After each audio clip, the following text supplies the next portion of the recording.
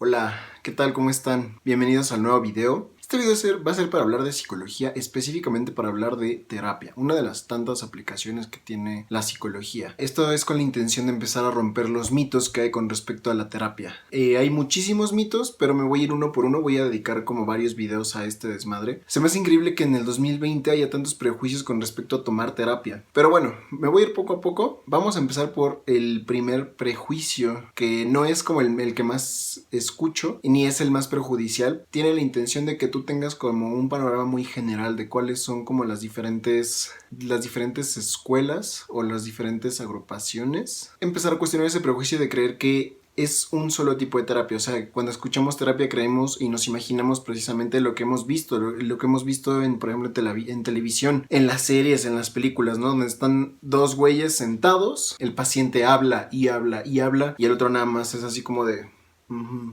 Ok, sí, de acuerdo, ajá. Y entonces eso es lo que todos creen que es terapia. O también el otro prejuicio muy arraigado es: la terapia es para los locos. Ese prejuicio lo voy a dejar para otro video, porque hablar de eso es como un tema bastante interesante. Voy a centrarme específicamente en este video, en empezar a romper ese mito de que hay un solo tipo de terapia. Estaba leyendo recientemente un libro de Jorge Bucay, El Camino a la Sabiduría, donde decía que solamente en Latinoamérica hay alrededor de 450 escuelas terapéuticas registradas. ¿Qué quiere decir esto? Que hay 450 tipos de terapia diferentes. Cada uno de ellos hace cosas, busca cosas y tiene teoría y metodología diferente. Entonces, si tú crees que había un solo tipo de terapia, no lo hay. Si hay mínimo 450, seguramente hay más, pero pues no están como registradas o no son tan conocidas. Eso es... De hecho, incluso una vez leí un artículo de la UNAM en algún lugar. O sea, estaba yo en la carrera y lo leí, pero no lo guardé, ni lo descargué, ni me acuerdo ni dónde. Y entonces lo he intentado buscar muchísimas otras veces y no lo he encontrado. Pero el artículo también decía que en México hay 200 y tantas, creo que 217 o algo así, escuelas terapéuticas registradas solamente en México. Entonces hay 200 y tantas formas diferentes o tipos de terapia solamente en México. Entonces, si tú creías que era un solo tipo de terapia donde nada más es hablar y hablar, es un prejuicio que precisamente este video tiene la idea de que tú empieces a confrontar y que empieces a abrir tu panorama. Digo, estaría muy cabrón, porque además ni las conozco todas, ¿no? Estaría muy cabrón que yo te hablara de las 200 y tantas que hay en México y de las 450 que hay en América Latina. Ni siquiera las conozco todas, pero sí quiero hablarte principalmente de las 4 agrupaciones en las que podemos englobar cada una de estas escuelas. Estas agrupaciones no se hacen de forma arbitraria. Haz de cuenta que esas agrupaciones vienen de algo que se llama un paradigma epistemológico y filosófico. No me voy a meter en ese desmadre porque es súper complejo. Después sí, pero obviamente ese tema requiere estudiarlo como mucho más cabrón, y requiero hacerlo como muy digerible porque es un tema, o sea, es filosofía. Cada una de las agrupaciones de todas las escuelas terapéuticas que hay corresponde a una visión de la realidad. Las paradigmas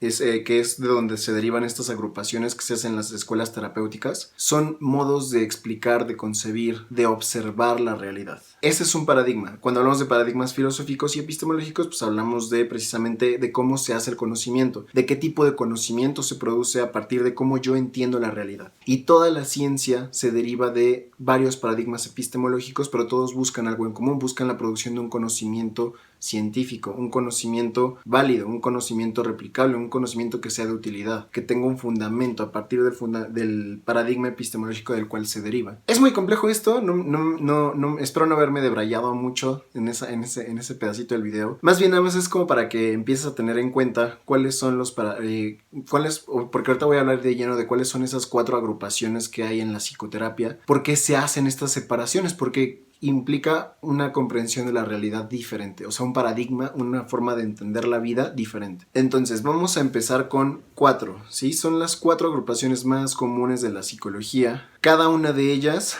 son técnicas y son formas de ver y de abordar a los pacientes. O sea, ¿por qué es importante esto de los paradigmas? Porque lo que se hace en terapia deriva de ese paradigma epistemológico y filosófico del cual surge la escuela terapéutica. Ahorita te voy a explicar como muy brevemente cuáles son como esas 4, pero es importante que tú veas, o sea, si nunca has ido a varias terapias, seguramente tienes mucho ese prejuicio de la terapia es igual, solamente es un tipo de terapia y solamente van los locos. Bueno, desde ahora ya te estoy diciendo, no hay un solo tipo de terapia, sí, hay muchísimas, pero este tipo de terapia lo podemos agrupar en 4, básicamente. Seguramente hay más, pero pues este es un esquema sistema generalmente que es muy aceptado. La primera agrupación de escuelas terapéuticas son aquellas terapias conocidas en psicología como psicodinámicas. Estas se encuentran su antecedente en un güey que era muy inteligente, ¿no? Dedicó toda su vida a explicar la conducta humana y a tratar patologías. Va muy de la mano con el modelo psiquiátrico, con el modelo médico, donde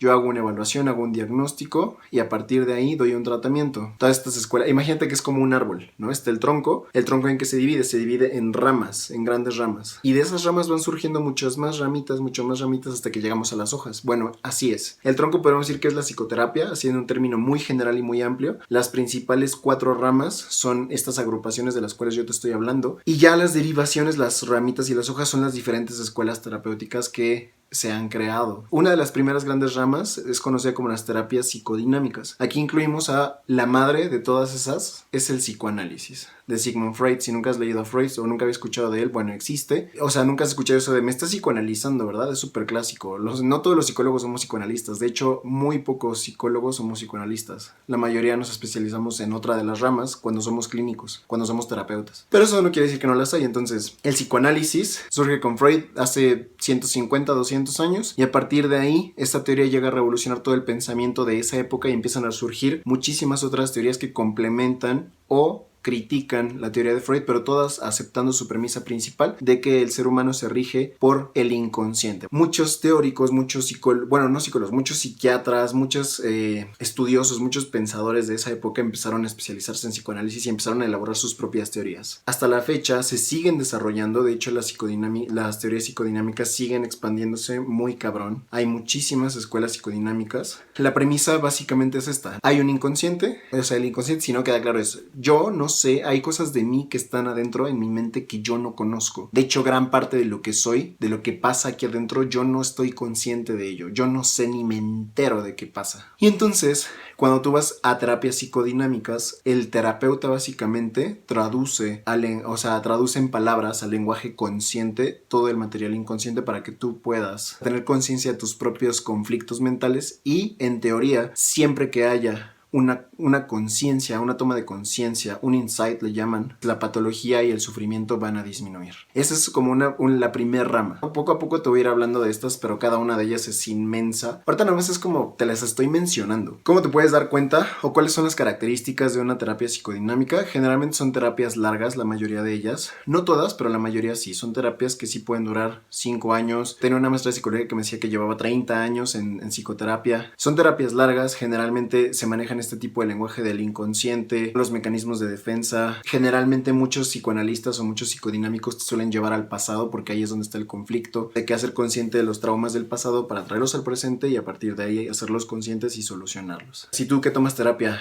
te das cuenta de que muchas de tus sesiones se van al pasado, siempre tiene que ver con mamá o con papá, ¿no? Siempre tiene que ver con traumas de la infancia y bueno, ya llevas bastante tiempo, muy probablemente la terapia es psicodinámica. Segunda rama. En la segunda rama podemos incluir a todas las teorías cognitivas y conductuales. O sea, son ahí como que se debería separar más, pero no quiero como complicar esto demasiado. Las terapias cognitivas y conductuales tienen un paradigma, una forma de ver la realidad diferente, una forma de entender al ser humano muy diferente a las psicodinámicas. Las terapias cognitivas y conductuales o terapia cognitivo-conductual vienen de un paradigma muy científico, ¿no? El modelo médico es el de las psicodinámicas, el científico el que busca el conocimiento válido, el que busca estudiar todo lo observable y todo cuantificarlo y todo, o sea, como todo súper estructurado. Todas esas escuelas terapéuticas van ahí. Por ejemplo, para los niños, cuando los llevan a terapia, muchas veces, la mayoría de las veces, lo que se implementa con ellos es terapia conductual, porque es muy eficiente para solucionar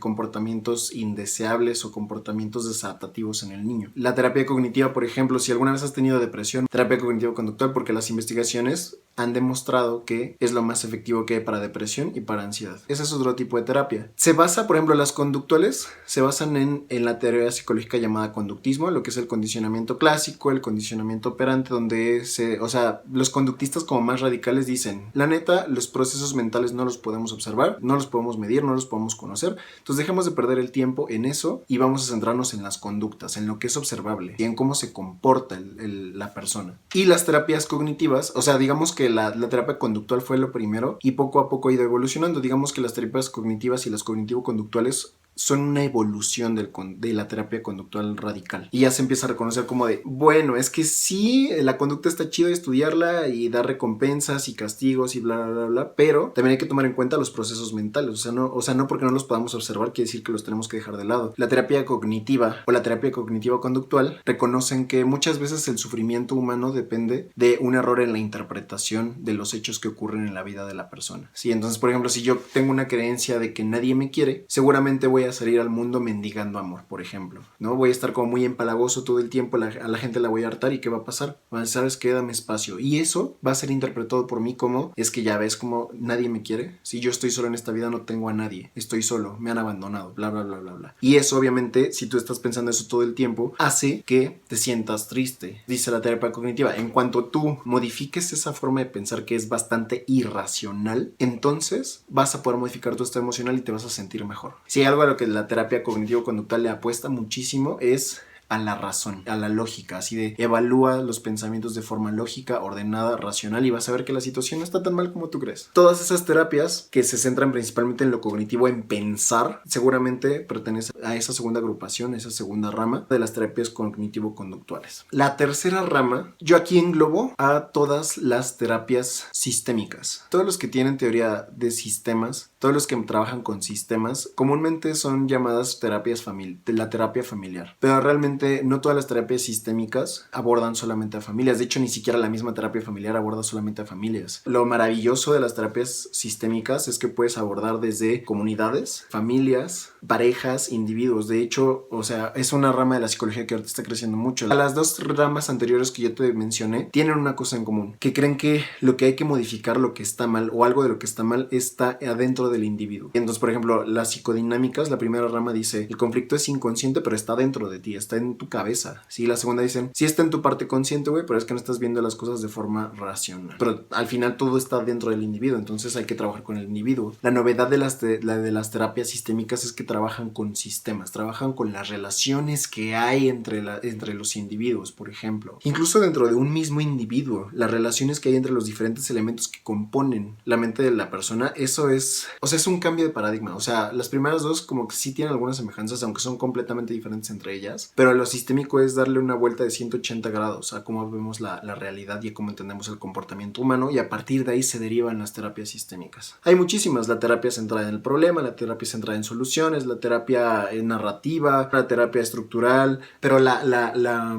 novedad o lo poderoso de esto es que trabaja con sistemas, trabaja con las relaciones que hay. Y eso es muy importante. O sea, este paradigma, o bueno, esta agrupación, esta tercera rama del árbol llamado psicoterapia, despatologiza. O sea, ya no ve como, o sea, si hay un comportamiento desadaptativo, por ejemplo, si un niño de 8 años moja la cama, el psicoanálisis o las terapias psicodinámicas te dirían que se debe a un conflicto inconsciente. ¿Sí? Si el niño moja la cama y lo vemos y lo abordamos desde la terapia cognitivo-conductual, van a haber dos cosas. Primera, ok, vamos a hacer esto. El niño no puede tomar agua 3 horas antes de ir a la cama y seguramente el niño está mojando la cama porque tiene ansiedad, entonces hay que ver cómo está la situación en casa y hay que ver qué es lo que le está ocasionando ansiedad. Si quizás son sus pensamientos de que el niño le da miedo morirse, ¿no? O que el niño va mal en la escuela y le están haciendo bullying, entonces la cognitivo-conductual se ocupa de eso. Esas dos ramas que te acabo de mencionar, algo anda mal con el individuo. Las sistémicas ya es así como de, ok, vamos a evaluar cómo está la vida del niño, vamos a evaluar cómo está su familia, vamos a evaluar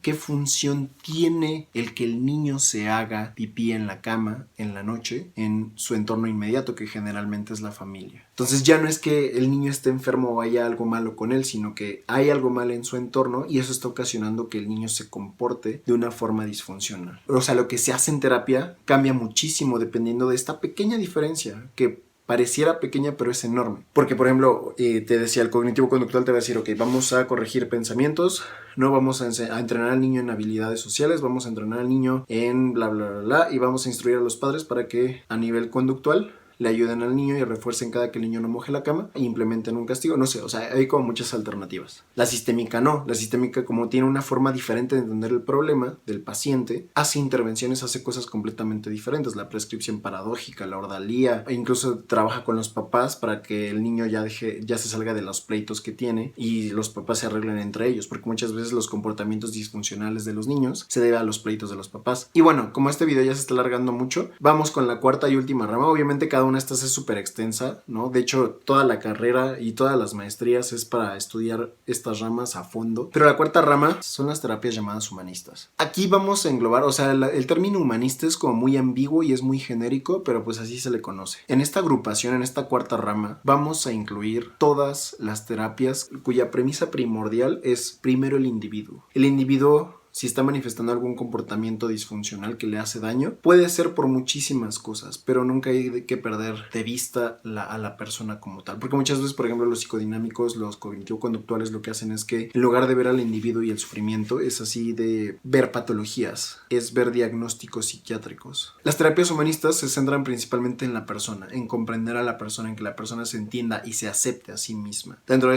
esta cuarta rama podemos incluir a la terapia centrada en el cliente de Rogers, ¿no? Centrada en la persona, lo he leído de las dos formas, ¿no? La terapia gestáltica de Fritz Perls. Esas son como las principales. También está la terapia existencial de Rollo May. Bueno, hay otras que son como las clásicas, pero también aquí se engloban a todas esas terapias que ya son como más modernas, pero se alejan de lo científico, o sea, sacrifican la seriedad del conocimiento que producen por darle al individuo algo más allá de lo que el conocimiento científico, que es limitado, duela a quien le duela, puede producir. En las terapias humanistas ya se han propuesto tipos de terapia que ya son súper fumadas, ¿no? Que te hablan de inconsciente colectivo, ¿no? Que precisamente hablan de la conexión que tenemos todos con todos, que te hablan, te relacionan, por ejemplo, la teoría del caos, la psicología transpersonal, ¿no? Que te hablan de un psiquismo fetal, por ejemplo, que creo que es Groff quien lo propone, que te dice, es que muchos creen que a partir del nacimiento se empieza a desarrollar la mente, y esos güeyes están pendejos. Por ejemplo, eso es lo que decía Freud. A partir del nacimiento es cuando se empieza a desarrollar la mente, y Groff llega y dice, no, la neta no.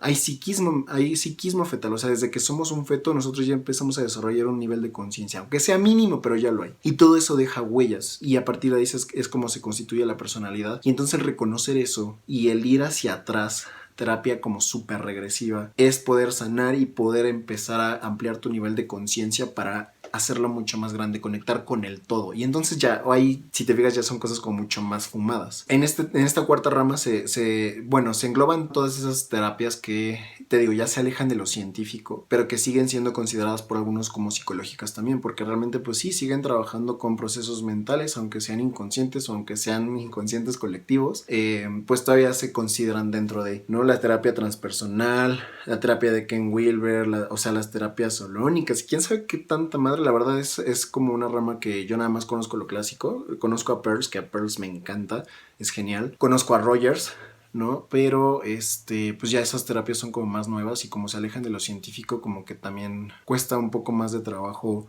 compaginar, o al menos a mí me cuesta un poco más de trabajo. Entonces ahí están como las cuatro ramas. Ahora, no quiero que pienses que los terapeutas hacemos un solo tipo. O sea, es que es precisamente la idea de no irte a los extremos. Generalmente los terapeutas, o al menos así ha sido conmigo, sí tenemos una escuela en la cual nos formamos como base. Sí, por ejemplo, yo, mi primer sensei, mi primer maestro, me formó en terapia cognitivo-conductual. Y a mí me encanta la terapia cognitivo-conductual. Sin embargo, cuando salgo de la carrera y me doy cuenta de que me empiezan a llegar pacientes, toda teoría es como una reducción de la realidad. Entonces no te alcanza. Sí, por ejemplo, si en terapias cognitivo-conductuales yo leía libros y en los libros me ponían casos donde el paciente llegó con depresión. Entonces dale esto, esto y esto y esto. Chingón, ¿no? Ojalá los pacientes solamente llegaran con depresión. Generalmente cuando las personas llegan a terapia llegan súper jodidas. Y entonces llegan con depresión, llegan con obesidad, llegan con trastorno conversivo, llegan con trastorno de personalidad, y entonces todo lo que tú intentas hacer solo para depresión vale madres, porque todos los otros trastornos le tiran cagada y no sirve para nada. Entonces un solo tipo de terapia no te sirve, de verdad. O sea, si requieres tener una base, que por ejemplo la mía es la cognitivo-conductual.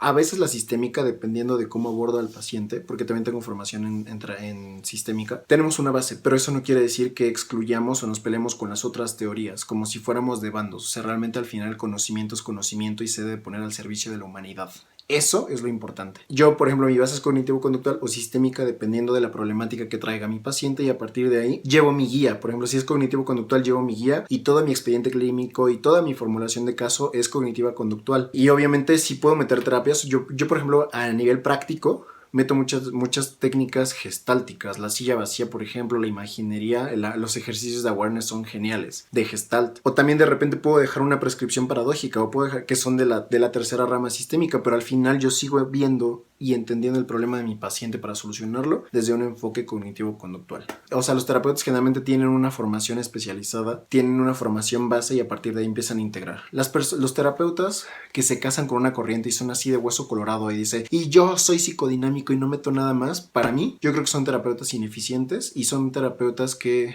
están poniendo por encima el ego, su ego, antes de el bienestar del paciente. Y eso es algo que nunca se debe de olvidar si tú te dedicas a cuidar de los demás. ¿Sí? Si tú te dedicas a cuidar de los demás, por ejemplo, en el ámbito psicológico, no debes de olvidar que la prioridad siempre es el bienestar del paciente, no tu ego. No el demostrar que tienes razón y que tu teoría es la mejor. ¿No? Te pongo la última de la mina. Voy a ir profundizando en esto para que, por ejemplo, los coaches que muchas veces no se meten en psicología tengan como un panorama general. Para, por ejemplo, si estudiantes de psicología, porque ya vi que si algunos me empiezan a ver, tengas como un panorama general. Vas a estudiar cada una de estas durante la carrera con cierto detalle. Te vas a especializar en una probablemente si te dedicas al ámbito clínico. Si te dedicas a dar terapia, probablemente te vas a especializar y estudiarás una maestría. Pero no te cases, no te hagas fanático religioso de ninguna escuela terapéutica, porque no hay nada peor que los fanáticos religiosos. Y bueno, fanático religioso me refiero a creer en algo con tal fervor que dejas de lado tu pensamiento crítico. La complejidad humana es increíble y no creas que una sola escuela terapéutica va a poder solucionar todos los problemas humanos. Eso es arrogancia. Entonces requieres, mientras más conozcas, más conocimiento adquieras, más conocimiento puedes tú poner al servicio de tu paciente. Que nunca se te olvide eso. ¿Sí? Entonces, termina ya que el video, porque ya llevo media hora. Con ediciones para bajarlo a 20 minutos o algo así. Que les vaya súper chido y nos estamos viendo en otro video. Adiós.